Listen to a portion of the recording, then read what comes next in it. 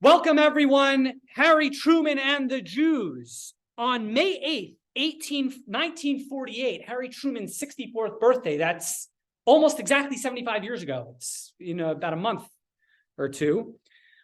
So Secretary of State George C. Marshall, who is the most respected man in the entire United States government, he was the one person who Truman really feared and admired. He was the Secretary of State at the time. So George C. Marshall, pardon me for 1 second. There we go. George C. Marshall, someone who rarely gave compliments, he very rarely went out to social events at all. He gave a toast at Harry Truman's 64th birthday. Now, mind you, this is the most difficult period, certainly in the relationship between Marshall and Truman. This is when, as we're going to talk about in detail later tonight, this was when Marshall and Truman were battling it out, and there was a lot of tension regarding the state of Israel and whether or not it should be recognized and what the United States government ought to do about the potential for a Jewish state. There's tremendous tension. There's ever animosity between Marshall and Truman. It was now. And Marshall gets up and makes a toast, and he says as follows: "The full stature of this man will only be proven by history. But I want to say here and now that there has never been a decision made under this man's administration affecting policies beyond our shores that has not been in the best interest of this country." And he concluded by saying, "It is not the courage of these decisions that will live, but the integrity of the man." As I've mentioned to many, I find Harry Truman to be one of the most compelling people in American history to study. Not so much for his brilliant politics, although I think he was a very good politician, but because of his character, because of his integrity, because of his code, because of his values. We don't make many Harry Trumans, certainly not today. Harry Truman is born May 8th, 1884. His middle name was S. As I mentioned, it stood for nothing. He was the Harry was named for his uncle Harrison. The S was named after, as it were, his two grandparents, Solomon Young and Anderson Ship Truman. So the S was for Ship and for Solomon, and it really stood for nothing. As a matter of fact, when Truman was sworn in on FDR's sudden death, and Truman is sworn in, the Supreme Court Justice Harlan Stone said, raise your right hand, the whole thing. They said, "I, Harry Solomon Truman," and Truman corrected him. "I, Harry S. Truman." The S stood for nothing, and people would make fun of him for that. He was born to Martha and John Truman. Truman was born in Lamar, Missouri, but when he was 2 years old in 1890, the Truman family moved to Independence, Missouri, which today is really just a neighborhood within Kansas City. But back then, it was a totally separate town, totally separate and removed from Kansas City. It was a hick town, kind of like a very small town. I think it was the county seat of Jackson County. John buys his house from a Jew, the first house that they lived in, a guy named Samuel Blitz, for $3,000, one of the first Jews in town. And apparently the story goes, I don't know if this is confirmed, but John Truman was the Shabbos guy for the few Jews that lived in town in Independence, Missouri. Truman, if I can get my slideshow to work. Of course, it doesn't like me right now. There we go. Truman, as a very young child, Harry Truman, his parents saw it. It was actually, I believe the story was at a 4th of July celebration. And Truman only got excited when he heard the thunder, when he heard the fireworks, the sound, but not when the fireworks were exploding, the light. His parents realized he couldn't see. And they brought him to an ophthalmologist who diagnosed him with flat eyeballs. I don't know what that means, but he had glasses as a little child, which was unusual. And it would be something that would really limit and constrain him was his eyesight. Truman grew up in Independence, went to the schools, was part of life in Independence. And he would go ahead as a child. He would, worked in Independence. Then, he had a very uneventful, unsignificant childhood in Independence. And, he would eventually grow up and, become a teenager. And then after high school, he never went to college. He'd be the last president never to go to college. Everyone went to college. He tried to go to law school for a minute, but that didn't work. And he worked in Kansas City as a young adult. He worked in a bank. He worked in different places, doing a bunch of different odds and ends jobs. And pardon me, so he worked in Kansas City until his father's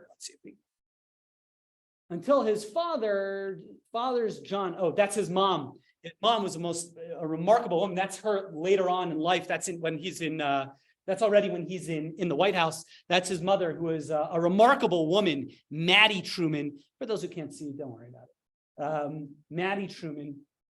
Before we go, that is an interesting story. That fellow, when Truman was a young boy, he had a classmate named Charlie Ross. And that's Charlie Ross as an adult. And that was a childhood friend of Truman. Charlie Ross would actually go on to become a correspondent for some Missouri newspaper. And when Truman became president, 3 days after he became president, he asked Charlie Ross to be his press secretary, which he was, which was a remarkable thing, as his childhood friend would be his press secretary. And when he was that day, when he was appointed press secretary, they got on the phone and called their school teacher, Tilly Brown. She said something like, "Oh, Charlie, he was great. Truman, he was all right."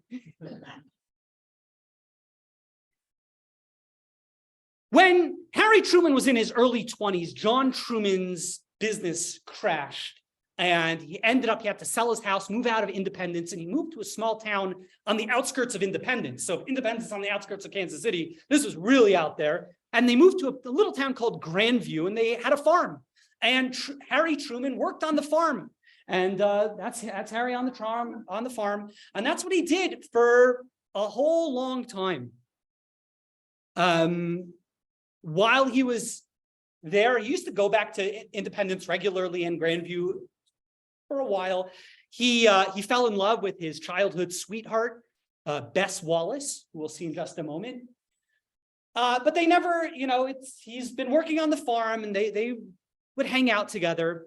And the real turning point in Harry Truman's life was World War I. World War I, when the United States enters the war, Harry Truman is 33 years old. We just zipped through, half of Truman's life without really saying much. And that's a remarkable story, because Truman was really an unremarkable person till the time he was 33. He was a farmer, kid growing up in Grandview, Independence, Missouri. And when World War I broke out, he volunteered. Really, he shouldn't have been able to enlist, because after all, he had terrible eyesight. He was 33, but he really wanted to serve. He had been in the National Guard, but he really wanted to sign up for the Army. They wouldn't have let him in, but he memorized the eye chart.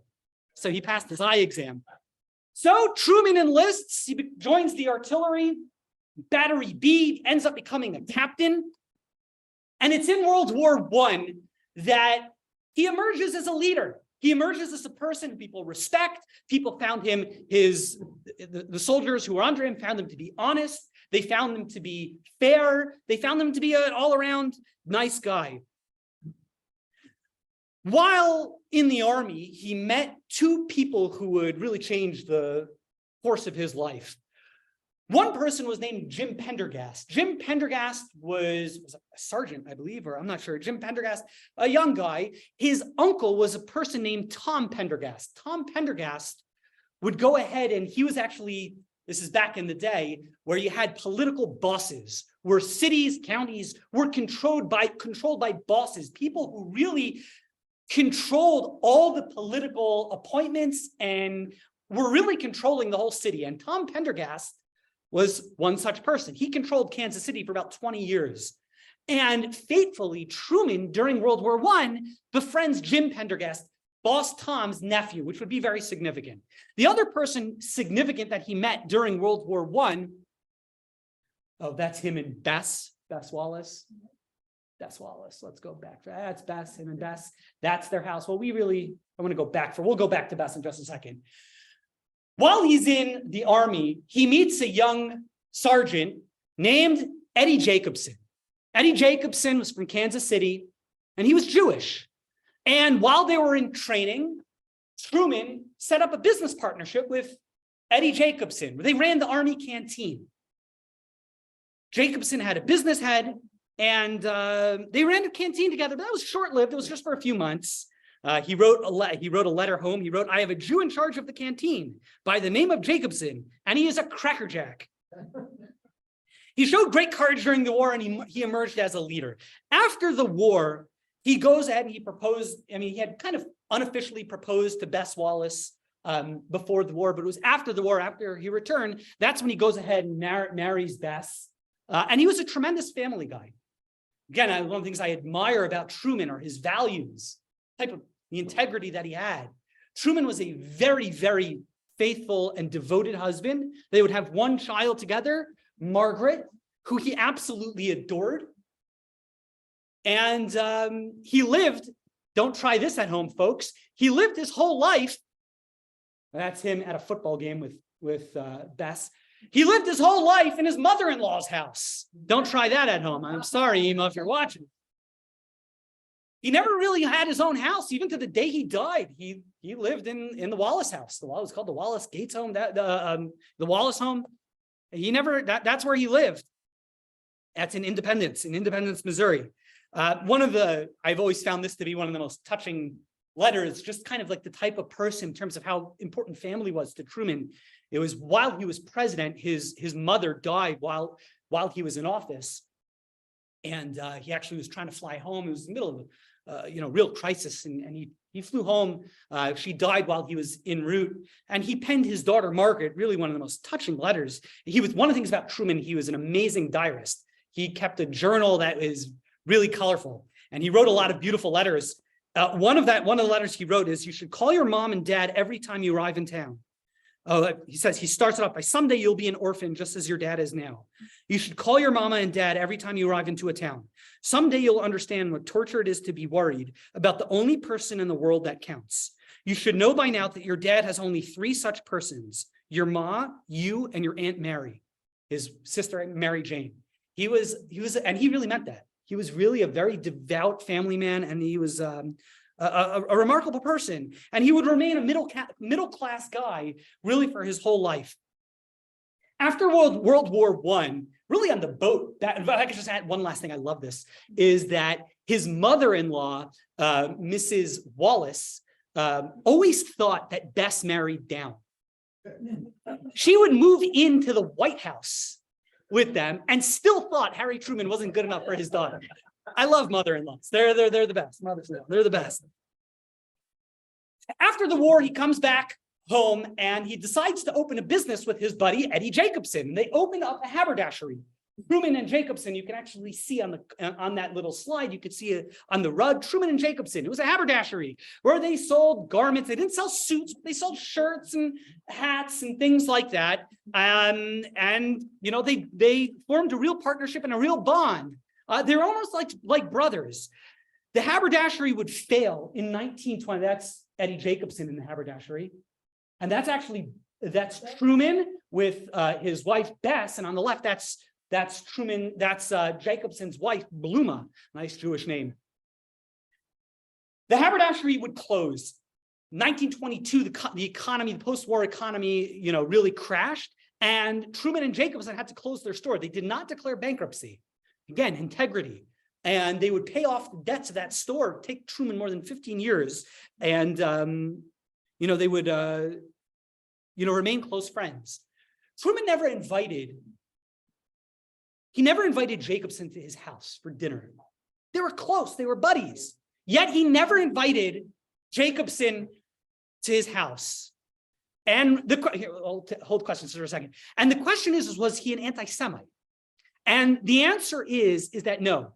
He lived again in his mother-in-law, Mrs. Wallace's house. They didn't have any guests. Mrs. Wallace, we're going to take questions at the end if you don't mind. Mrs. Wallace didn't have any guests ever in her house. So that's not really necessarily an indicator of the fact that they didn't hang out socially. And the truth of the matter is, it wasn't Mrs. Wallace probably didn't like having Jews, but she didn't like having anyone at their house. After he goes ahead and the store closes, he has to go ahead and he goes back to becoming a farmer. But it's shortly after that, Tom Pendergast, you remember Jim, his buddy, so his uncle approaches him and asks him, "How do you like to get into politics?" Truman had a good experience in World War I being a leader, so he said, "Sure, let me give it a shot." He had really nothing really better going for him. So Tom Pendergast said, how would you like to be the judge of Jackson County? Now, judge sounds like you adjudicate things, but in Jackson County, the way it worked, the judge was not really, it wasn't a judge like we think about it. It was more like a county commissioner. And he would serve on the county commission, he was a county judge for several years. And he built roads, did a lot of county improvements. He actually rebuilt the county courthouse in Jackson County Courthouse in Independence, something he took great pride in. Just as a sense of his integrity, a quote that I always found to be remarkable. At one point, he noticed there was so much corruption. Tom Pendergast, where do we got Tom? That's our friend Tom. That's him that's Harry as a judge.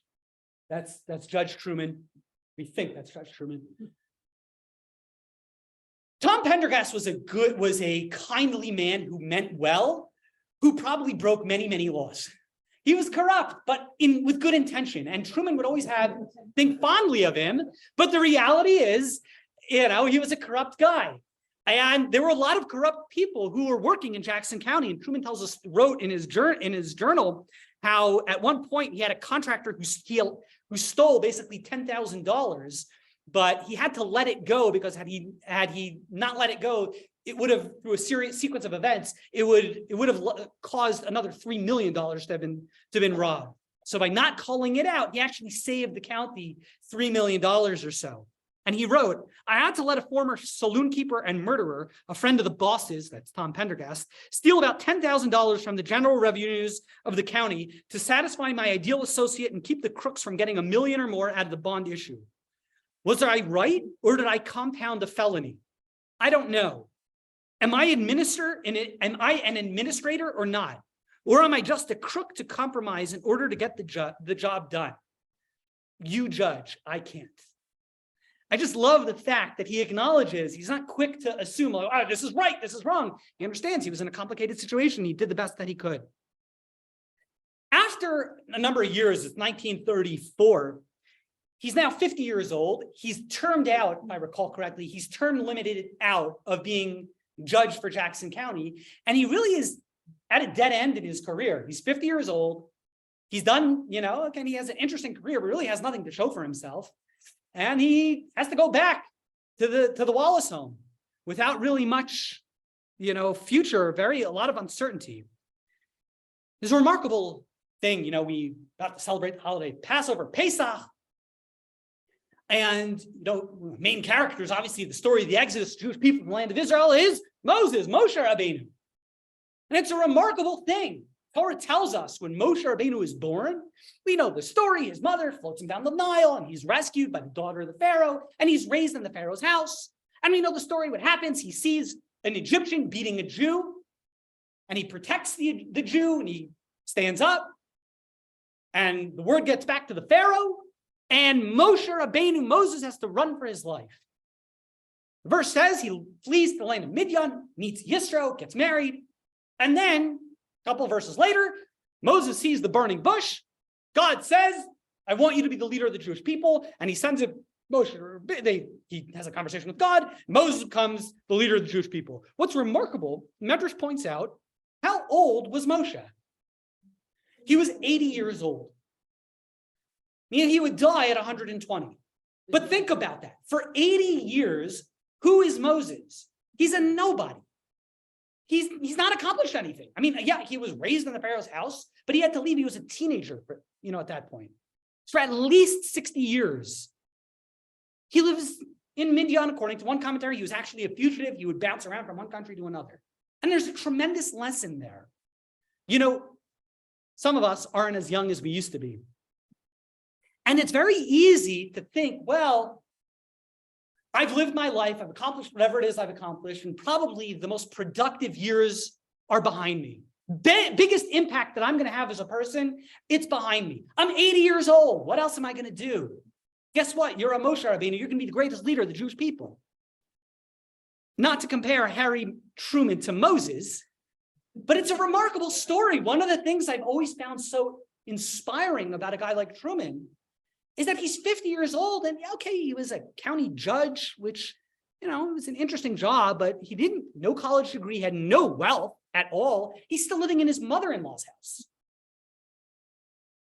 And it wouldn't be till he's 50 till he actually rises to any kind of influence, any kind of stature, which I've always found to be an absolutely remarkable thing. One day, he gets a call from Tom Pendergast and says, "How would you like to be senator?" Now that is a real job. And Truman was, the truth of the matter is Tom Pendergast offered the job to 3 other people, but they were either unavailable or unwilling to take the job. So he had to go with Truman. During his first term, and he got elected and he made it into the Senate. But in his first term in the Senate, people didn't respect him. He was called the senator from Pendergast because everyone knew that Tom Pendergast was the boss and got him elected. And he didn't really accomplish all that much in his first term. One of the best little anecdotes is Senator Lewis from Illinois told him, he said, "Harry, don't start off with an inferiority complex. For the first 6 months, you'll wonder how the heck you got here. And after that, you'll wonder how the heck the rest of us got here." Still say the same about the Senate today. He actually would get reelected in 1940, which is something that probably politicians in the future should have noticed, that he won that election, his reelection, by just a few votes, like something like 8 out of a very slim, minority that he won his reelection. And it would be in his second term in the Senate where he actually accomplished something, and he actually became a significant person. By this point, the United States hadn't entered the war, but World War II was raging in Europe. And the United States had built up a very large military-industrial complex, to quote a later president. And there was a lot of waste, potential waste, as you could well imagine. You have all these contractors paying, $1 million, or charging $1 million for,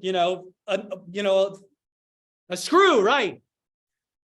So Truman formed a committee. It was unofficially known as the Truman Committee, where we would go ahead and look into different government contractors to see if they were supplying quality stuff that they had contracted to supply. Were they overcharging? Was there waste? And he saved the country billions and billions of dollars. That's Truman on the Truman Committee.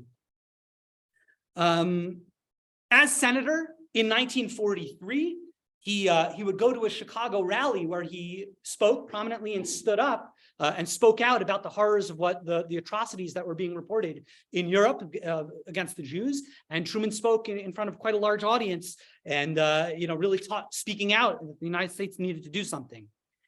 In 1944, FDR decided he was going to run for an unprecedented 4th term.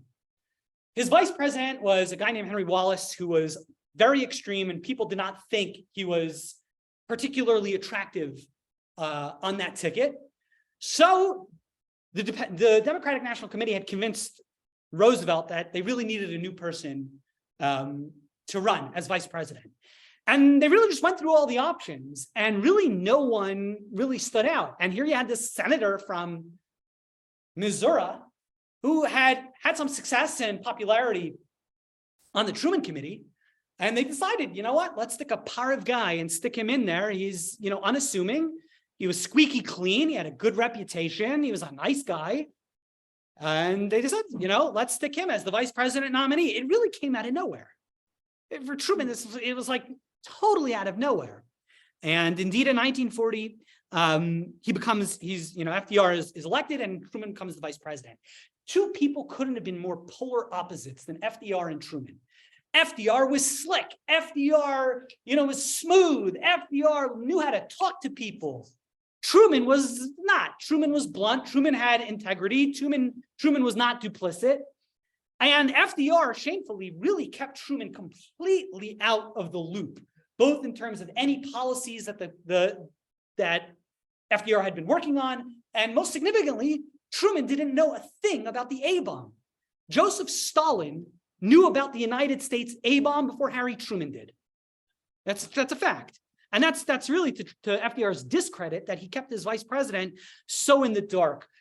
People who were on the real inside knew that FDR was not going to last that presidency. He was terribly ill when he got elected. And the people on the real inside really knew whoever the vice president was going to end up becoming the president.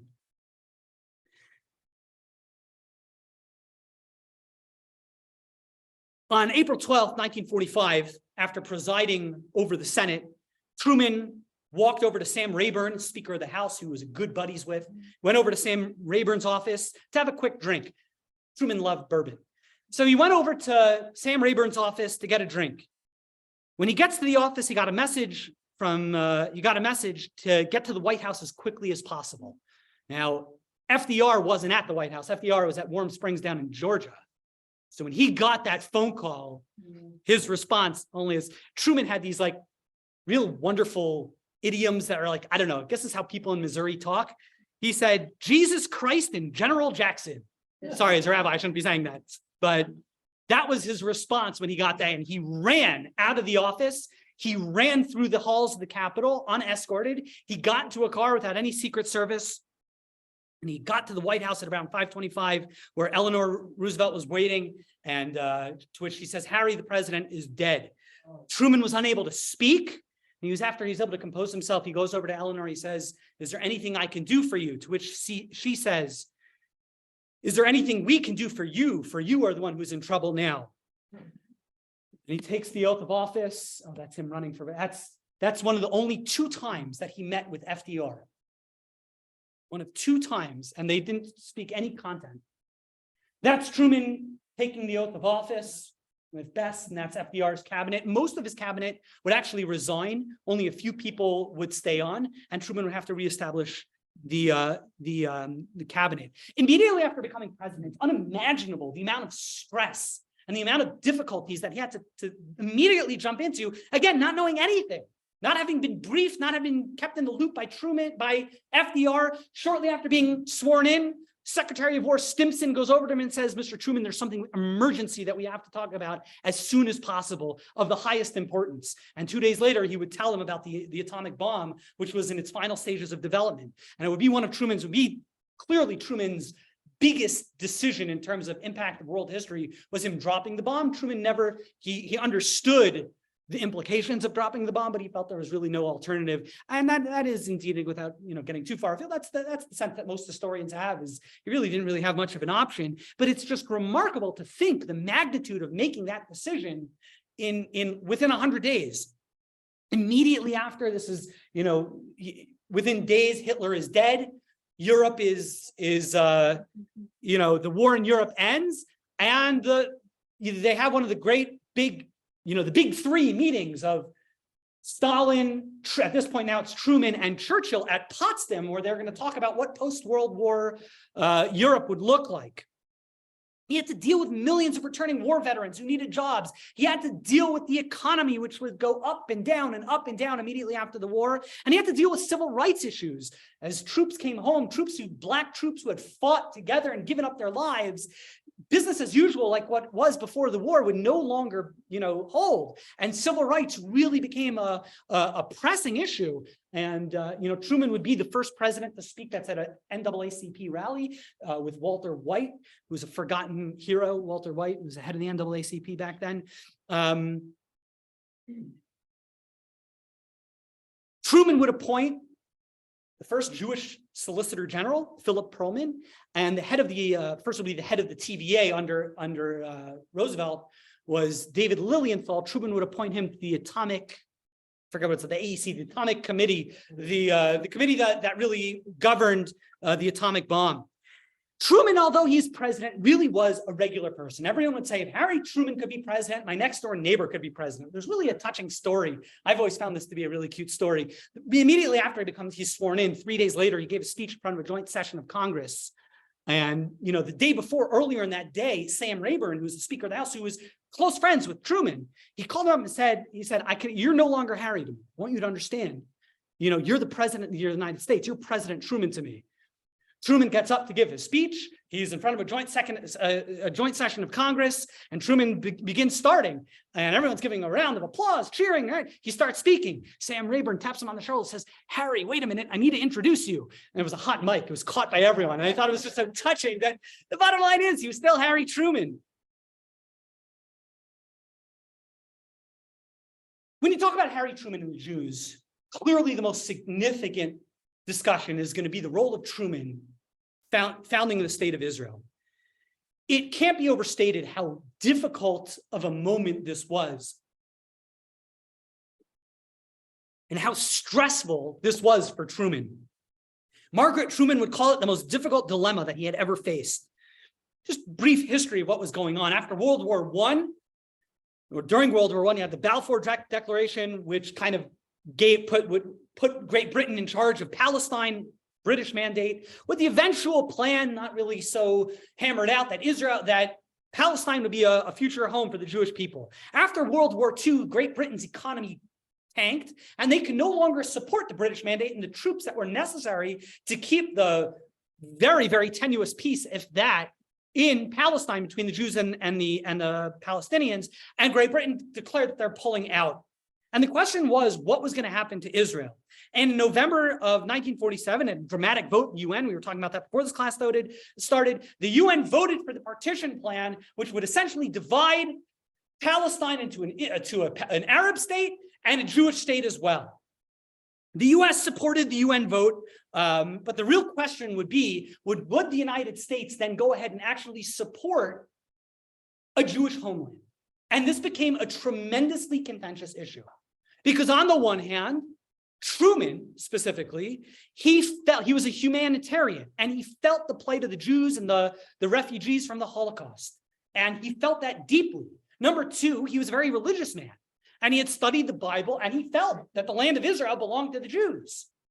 But on the other hand, inside of his government, both the Departments of Defense and more importantly, the Department of State were terribly against the United States recognizing a Jewish homeland for two reasons. Number one, they needed the Arabs' oil. And number two, they were concerned that the Arabs would use this as a way of building relations with the USSR, with the Soviet Union. And this is the beginning, the early stages of the Cold War. And it would just really create a big wedge even further between the United States and the Soviet Union.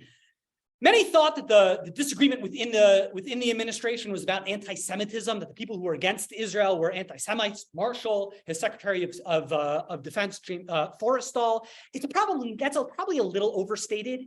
It really was, they were conflicted on what their goals were politically. It really was a genuine conflict.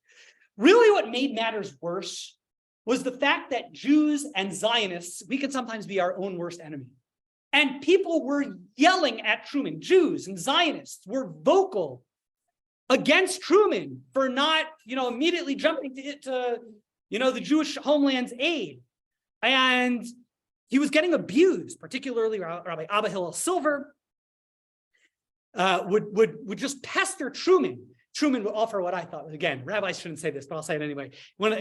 He had these great one-liners. He was so frustrated with all the abuse he was getting from the Jewish community. Truman quipped, Jesus Christ couldn't please them when he was on earth. So how could anyone expect that I would have any luck? I thought that was kind of funny.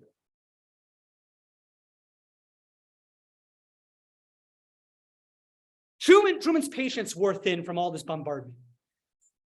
Marshall was the most respected man. Truman would never call him by his first name. He was always General Marshall.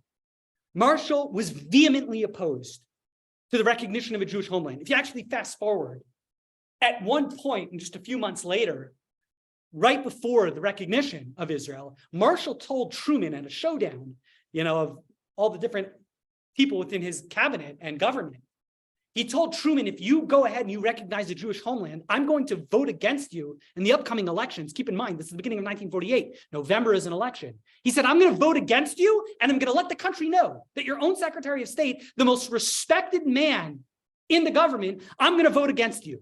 He told that to Truman, by the way, 2 days after he offered something like that, 2 days after that toast at Truman's birthday. So Truman's really feeling tremendous pressure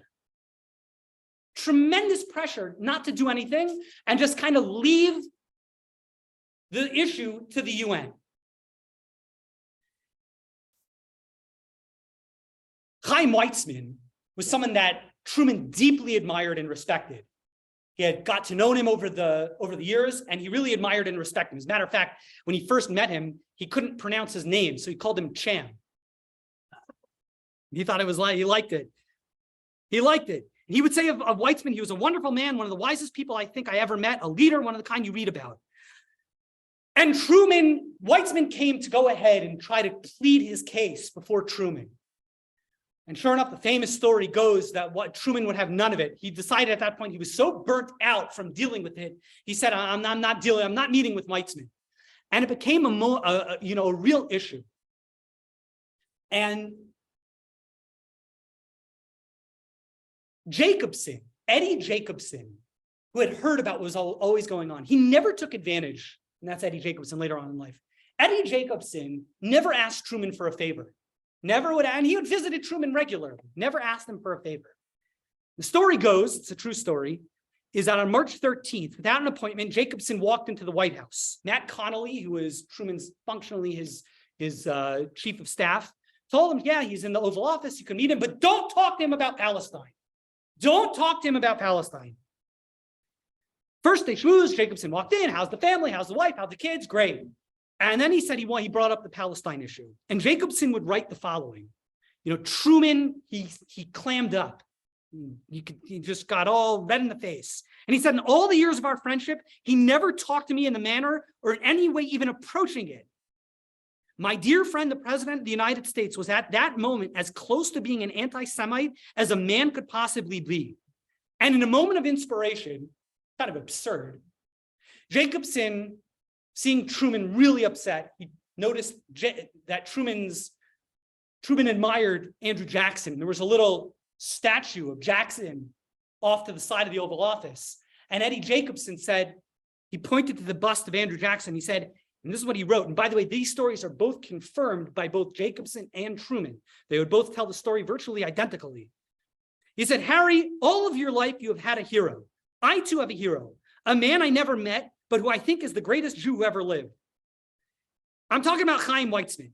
He's a very sick man, almost broken in health, but he traveled thousands of miles just to see you and to plead the cause of my people. Now you refuse to see him just because you were insulted by some of our American Jewish leaders, even though you know that Weitzman had absolutely nothing to do with these insults and would be the last man to be party to them. It doesn't sound like you, Harry, because I thought you could take this stuff that they've been handing out. There's an amazing medrash that my Rosh Hashiva used to share. Remember the story of the Tower of Babel, Migdal Bavel, Tower of Bavel. It's a generation or two, a few generations after the story of the flood, with Noah and the flood, and the next generation, the generation of the Tower of Bavel. They built this tower. This tower represents their rebellion against God. And they fought against God, as it were. They rebelled. Just a few generations after God destroys humanity. And the Medrash says, Meishiv Tova Tachas Ra, Lo Tamash Rami Beso. It's a verse I believe in Proverbs that says, those who go ahead and they're ungrateful, they display ingratitude. Lo Tashav Rami Beso, evil will befall them. That's the story of the Migdal Bavel, the people of the generation of the tower, because Rashi explains, the Medrash, is that here you are, the people of this tower, you're rebelling against God, you're fighting as it were against God. Don't you recognize the kindness that God did, that just a few generations ago, God saved Noah from the flood? And how could you rebel against God? Where's your gratitude? God saved Noah after all. And here you are rebelling. Medrash says it was a demonstration of lack of gratitude. They're ungrateful. How could they? My rabbi always said, imagine you're the publisher of the New York Times and God brings a flood. What's the headline of the flood in the New York Times?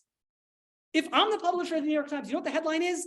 God destroys world out of his wrath when people fight with God.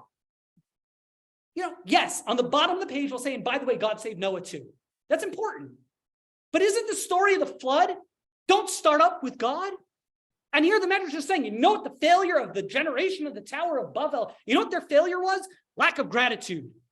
That's not the failure. The failure is they didn't learn the lesson from the generation before them. And my Rosh Hashiva would always say, when it comes to motivation, when it comes to inspiration, always remember that gratitude is a more powerful driver than fear. Think about it. The lesson of the fact that humanity got destroyed during the story of the flood is fear of God. retribution that God has for those who start up with him.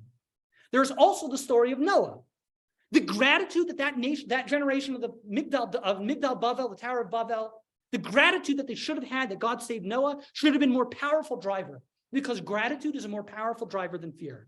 Truman, by supporting a Jewish homeland, jeopardized his future re-election plan. He jeopardized getting into a fight with Marshall, which he would.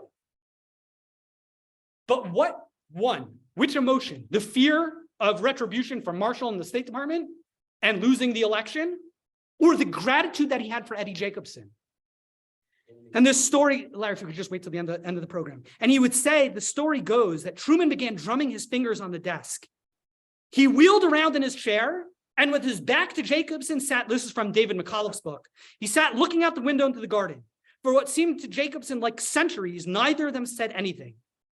Then swinging about and looking at Jacobson in his eyes, Truman said what Jacobson later described as the most endearing words he had ever heard. And he said, Truman tells Jacobson, "You win, you bald-headed blank. I'll see him."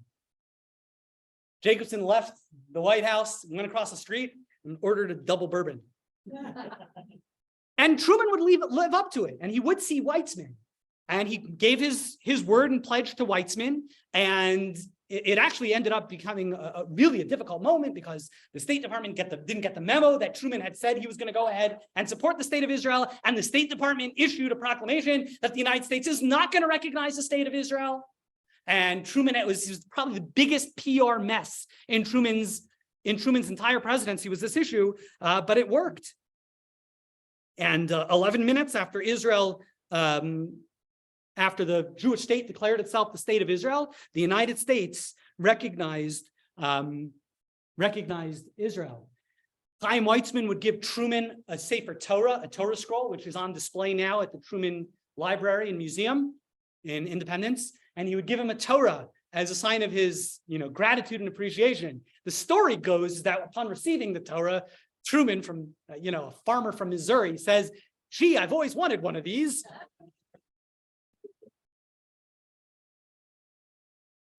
Later, the chief rabbi of Israel, Rabbi Isaac Halevi Herzog, would visit, and that's David Ben Gurion with Abba Eben and Truman. He would Rabbi Herzog would go ahead and tell Truman that he'd said, "God put you in your mother's womb so you'd be an instrument to bring the rebirth of Israel after 2,000 years." David Niles, who was one of Truman's, he was like a troubleshooter. He was one of his assistants and aides. He was actually Jewish, one of the Jews on staff who was really, encouraging Truman to recognize the State of Israel. He said, that was a little over the top. And he looked at Truman was crying. Truman, after recognizing the State of Israel, decided he wanted to run for a second term. And the story of one of the greatest upsets, by far the greatest political upset in American history, is every pundit, every expert thought Truman was going to get slammed in the 1948 election. There's a great story Clark Clifford, who was one of Truman's aides, would tell. Is they were on campaigning on a train campaigning. They went on a big whistle stop tour. They would go around the country campaigning. And before the election, Newsweek put out a survey of 50 journalists. 50 journalists, what did they predict? Who was going to win? And all 50 of them, one day he got off the train, he wanted to see what the publication came. Bo Hayom, the day came, and the edition of Newsweek, was published. Clark Clifford got off the train. They'd stopped in some godforsaken town. He gets off the train and he goes to a newsstand and he buys a copy of Newsweek. And he sees, lo and behold, what does Newsweek say? All 50 journalists predict that Truman is going to lose. So this is what Clark Clifford writes. He had the copy of Newsweek, and he stuck it under his jacket. He didn't want to show it to Truman. It would be so demoralizing. So he says, so I walked into the train. President Truman was sitting there, and so I cheerily said, "Good morning, Mr. President." He said, "Good morning, Clark." And I said, "Another busy day ahead." "Yes," he said. So I walked off. I almost got by him when he said, "What does it say?" And I said, "What's that, Mr. President?" He said, "What does it say?" And I said, now, what does what say? He said, I saw you get off and go into the station, and I think you probably went in there to see if they had a copy of the Newsweek magazine. I think it is possible you might have it under your jacket right there, the way you're holding your arm. So Clark Clifford said, well, I said, yes, sir. So I handed it to him, and he turned the page and looked at it. And he said, I know every one of these 50 fellows. There isn't one of them who has enough sense to pound sand in a rat hole. Gamblers had Truman at 15-1 odds of winning that election. Some had him at 30-1 odds. Truman goes back home to Independence to vote. Independence didn't even bother making any kind of contingency plans. What happened if Truman wins? Are we going to make a parade or any kind of celebration? Because they knew, of course, he would lose. And indeed, what happened? He won against all odds. Political scientists are trying to figure out, how did this happen? And it's not super clear. But one of the things, most important messages that I feel so important to share, Mesilas Yesharim, in the great classic works in Jewish ethics, talks about zrizos. Zrizos is typically understood as zeal, alacrity. People oftentimes think what it means is, when you have a mitzvah to do, go run to do the mitzvah. The truth of the matter is, although that is a component of zrizos, of alacrity and zeal, zrizos means something much deeper. Mesilas Yesharim says, Tire, you should know, Teva ha'adam kaved ma'od. Nature of mankind, we're lazy. We're very weighted down. We don't like working hard. Someone wants to be successful in their Judaism, in their spiritual growth. If you want to be successful as a Jew, if you want to be successful in your relationship with God, it's going to require fighting your nature. Naturally, I want to sit in bed. To be closer to God, to build our spirituality, requires strength. It requires courage. It requires hard work. V'yizgaber v'yizdares. We have to become strong. We have to have courage. If we do so, if we just kind of go back to our natural tendencies, we will not be successful.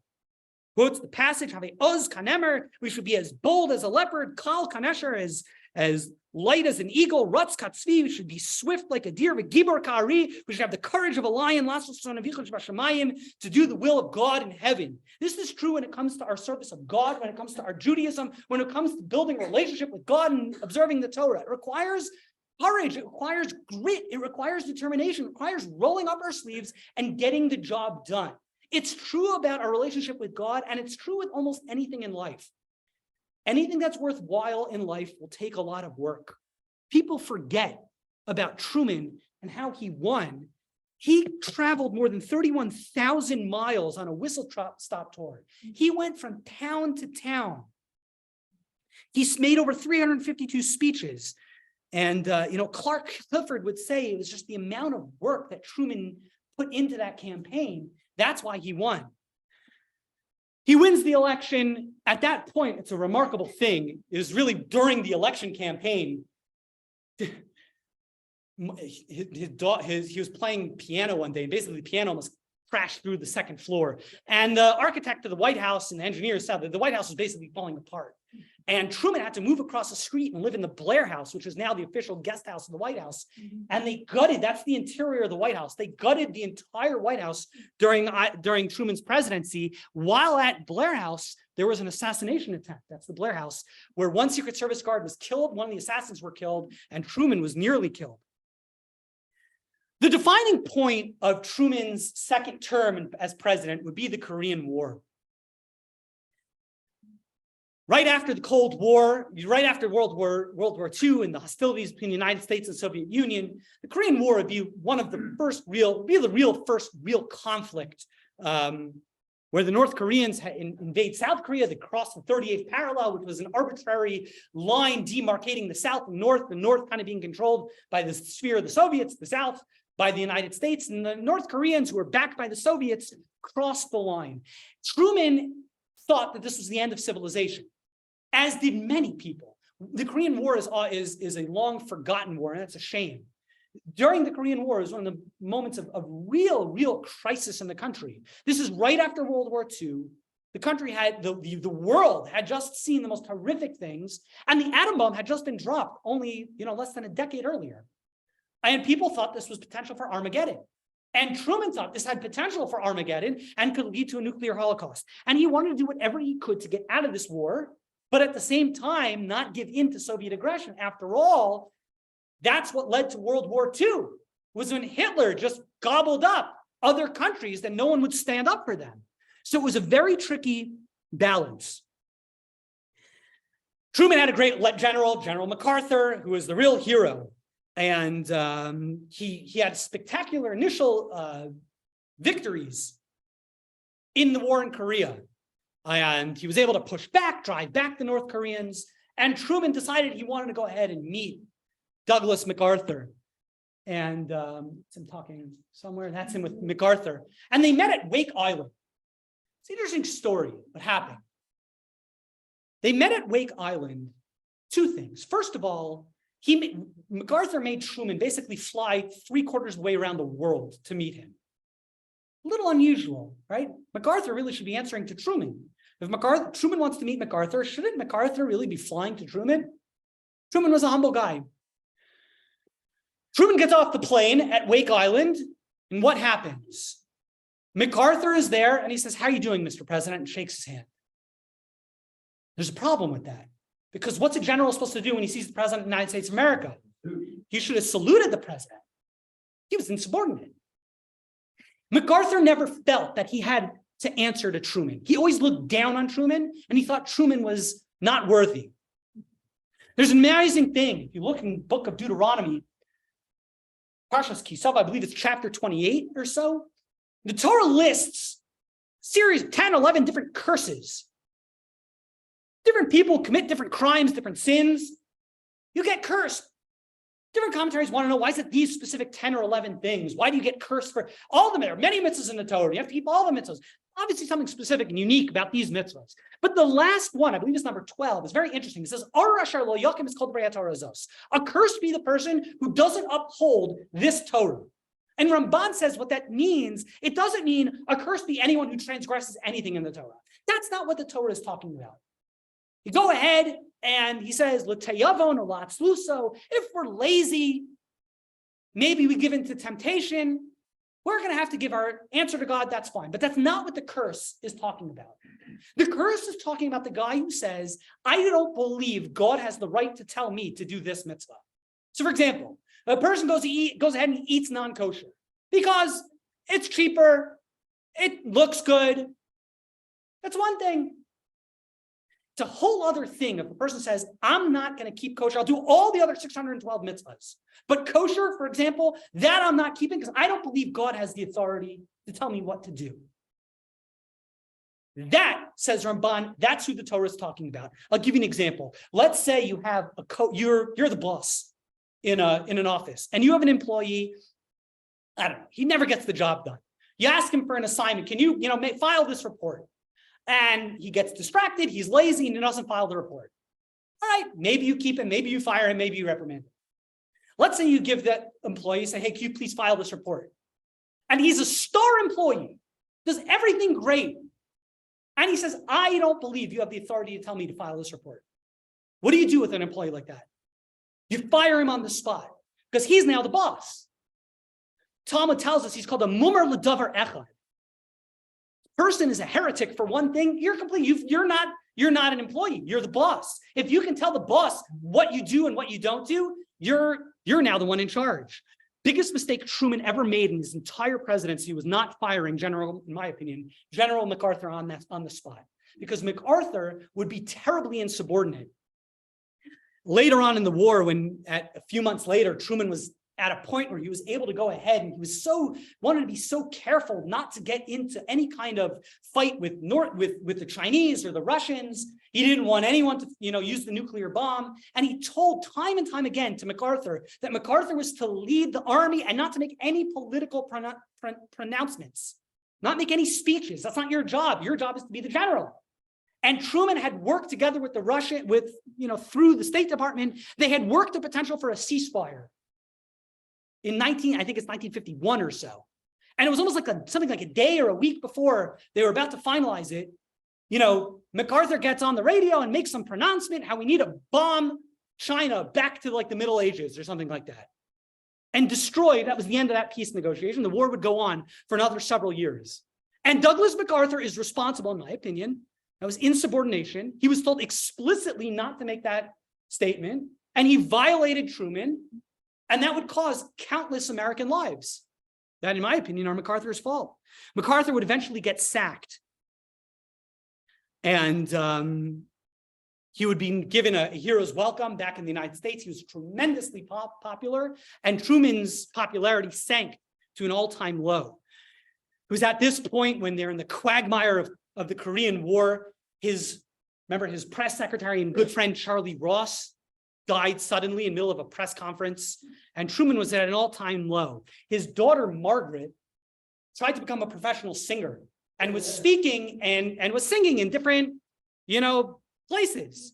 And she sang publicly a few days after the sacking of MacArthur and after the death of Charlie Ross. And there was a singing critic who wrote a disparate, it was very polite, but an honest review of Margaret's singing abilities, and she wasn't great. Truman, who probably was emotionally volatile at this point, he had lost his friend. He didn't have his press secretary, both as a friend and someone who can help him filter things out. And, the war in Korea was really, just really hurting him emotionally. He wrote the following letter, which somehow got its way to Paul. The guy's name was Paul Hume. And I don't think Hume really tried to get this public, but somehow it got public. Truman wrote the following letter. Mr. Hume, I've just read your lousy review of Margaret's concert. I've come to the conclusion that you are an 8-ulcer man on 4-ulcer pay. It seems to me that you are a frustrated old man he was only 34, who wishes he could have been successful. When you write such poppycock as was in the back section of the paper you work for, it shows conclusively that you're of the beam at least of 4 of your ulcers. It shows that you're off the beam and at least 4 of your ulcers are at work.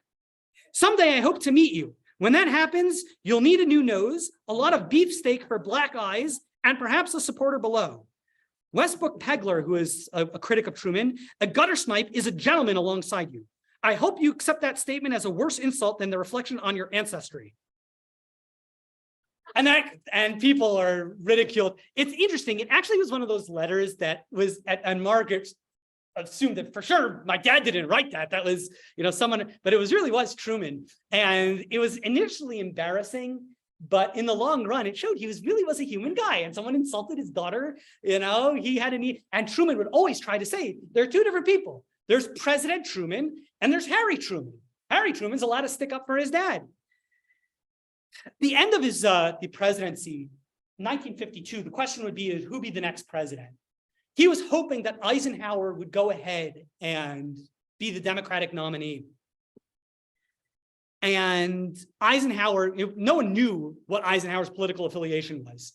Eisenhower at that point, signed up with the Republicans. And Truman and Eisenhower had a very deep relationship. And they were close friends and had worked closely together throughout the years. But, through the campaign, their relationship just really soured to the point that when Eisenhower would win the election in 1952, the tradition is that during the inauguration, the president-elect and his wife go into the White House, have coffee with the outgoing president, and they go together in a car to the inauguration. Well, Eisenhower refused to do that. And Truman was really, really miffed. It's not clear what exactly led to, that rift. There are different theories, but it's not clear. We'll just end with two last ideas. There is, we all know the story of the Jews and the golden calf. Jews sin, golden calf. It's a hard story to really understand. And the Torah tells us that Moses comes down the mountain, he sees the golden calf, does what he's supposed to do, and the verse says that Vayar Moshe sees, and that Aaron, ki parua Aaron exposed the Jewish people with their sin. What exactly did he expose? What is that a reference to? And I believe it's it is Rabbi Sparno, I believe, who says that what happened was, it was very clear that there weren't enough there wasn't good leadership amongst the Jewish people. Because had there been good leaders amongst the Jewish people, they would have told the Jews, this is a terrible idea. What are we doing? Building a golden calf and Egel Hazav. How can we do such a thing? Had there been good leadership, never would have happened. And that's what means Aaron exposes the Jewish people. If they don't have enough good leaders to go ahead and prevent them from, doing this terrible sin. And it always struck me. I said, what do you mean they didn't have good leaders? What about Aaron? We know about other real, wonderful, sterling people that were there at the time. Hur, Kalev. There were tremendous leaders. What do you mean that the Jews didn't have good leaders? And I believe what the explanation is typically when we talk about, we all know leadership matters.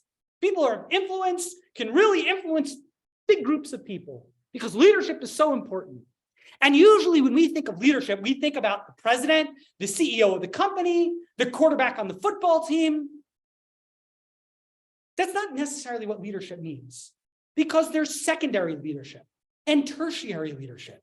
You don't have to be the guy at the top of that pyramid to be influential.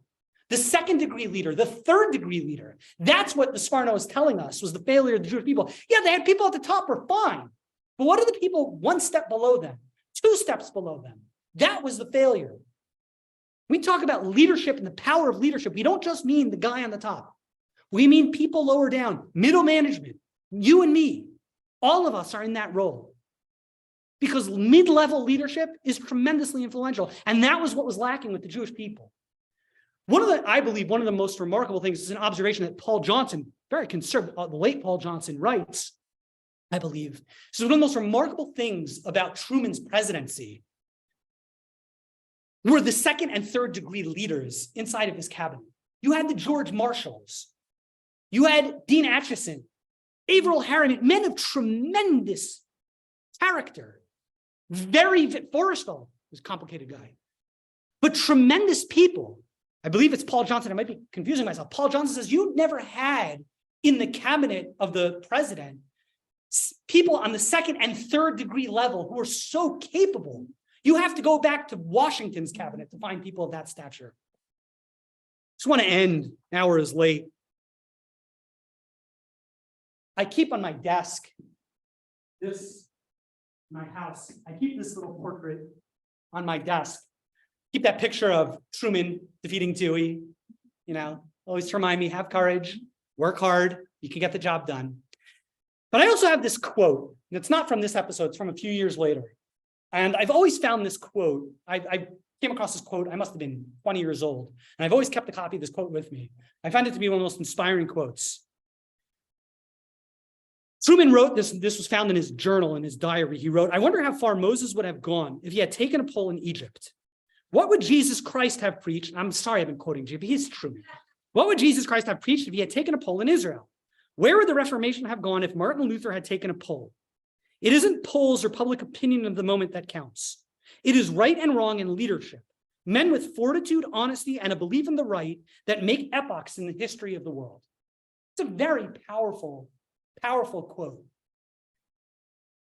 What's remarkable about this quote is when it was written. This was written in April, I think it was 1951. If you look in the history of Gallup poll, you have the presidential approval rating. It's an interesting question. What was the lowest presidential approval rating of all time? And the answer is Harry Truman. Right here, what was going on when he sacked MacArthur. It's the lowest again, not like it's been around for 250 years, really since the early 1900s. That was the lowest time of their presidential approval rating. Gemara in Shabbos, Talmud tells us. How do you say truth in Hebrew? Emes. Talmud says 2 interesting things about the Hebrew words the Hebrew letters that make up the word emes. Aleph, mem, taf. If you look at the physical shape of those letters, they're firm. They all have a base. They can stand on their own.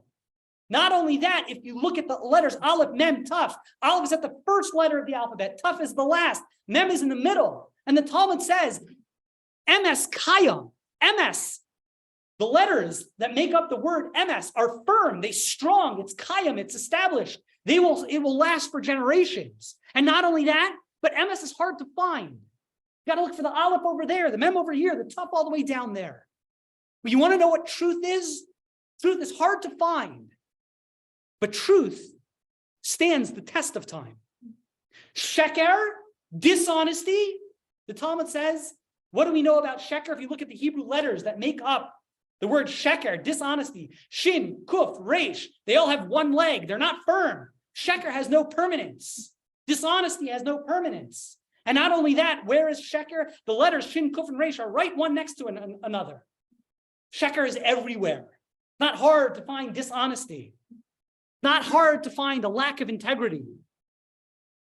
But honesty, integrity, men of fortitude and courage, few and far between. And the way you can tell honesty and integrity is what stands the test of time. I want to go back to that quote that George Marshall at that birthday celebration. Read that again. George Marshall talks about Truman. He says, the full nature of this man will only be proven by history. Don't look at what the ratings were in the moment. You got to let it bake a little bit. See what happens over the test of time. I want to say here and now that there has never been a decision made under this man's administration affecting policies beyond our shores that has not been in the best interest of this country. It is not the courage of these decisions that will live, but the integrity of the man. Virtually every historian will tell you that sacking MacArthur was the only choice that Truman had. Absolutely, in my opinion, strongly, it was absolutely the right thing to do. And despite the fact that at the time, the polls said that it was wrong, Truman was absolutely right that it's right and wrong in leadership. Men with fortitude, honesty, and a belief in right make the epochs in the history of the world. It takes courage, it takes honesty, it takes integrity.